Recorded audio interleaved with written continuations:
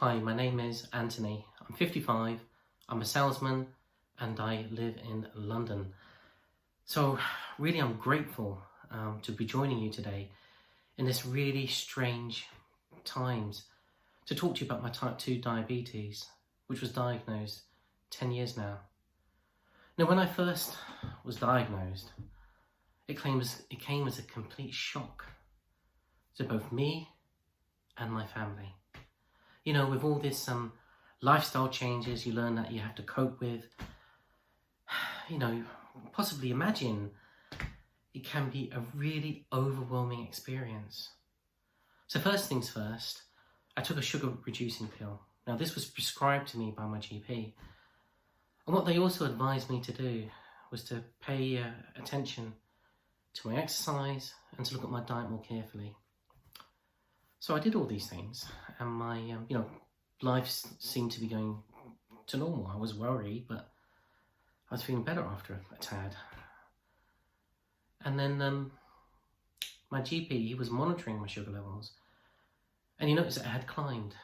So what he did, he prescribed to me another sugar reducing pill, and he also referred me onto an endocrinologist.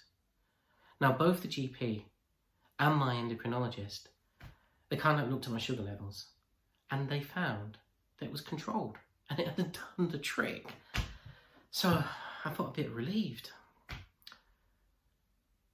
Now one day I was out brisk walking and I felt a bit fatigued. Now the thing is, I really enjoy walking and I really enjoy my new health plan. And when I was getting home, you know, my leg was aching, it was starting to swell up. And then one afternoon I was in the garden with my granddaughter, Emily. I was feeling kind of faint for a while. Then all of a sudden I collapsed right in front of my wife. And this scared us. And went to the hospital, they ran some tests. They said I got heart failure. But the thing is, because I had type 2 diabetes, I was prone to having heart failure.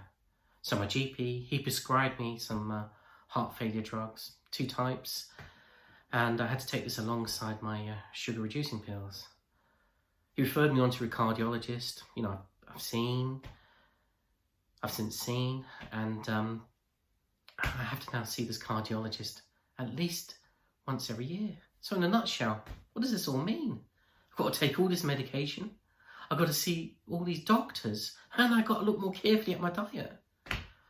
And I'm worried.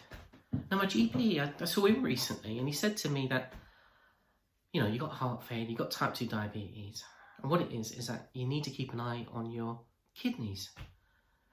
Now this started to worry me, and I got home, I Googled diabetes and a healthy kidney condition. And what I found, because of my heart failure and type 2 diabetes, I was more prone to get chronic kidney disease. Now I've got a neighbour, so I've got a little bit of experience of this. And I know his life has been hugely impacted on a day-to-day basis. And what's happened is that we've actually started to help him with his shopping, because my neighbour, he has to go to the hospital to have kidney dialysis at least 3 times a week.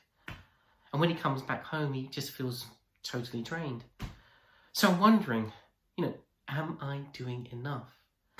Because when I first started, you know, this lifestyle change, you know, I was keeping my sugar glucose levels down, and, you know, I've been maintaining, keeping steady my exercise routine and also my diet.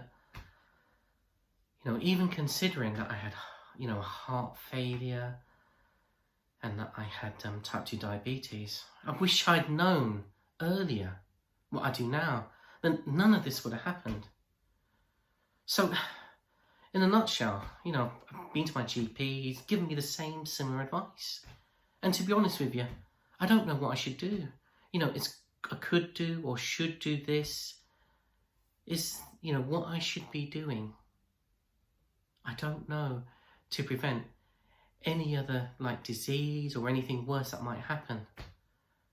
So I'm asking a second opinion, and that really is with my lifestyle change and with my pills? Is there anything else more that I should be doing? And also, you know, should I ask my GP to change anything, for the future of myself and my family?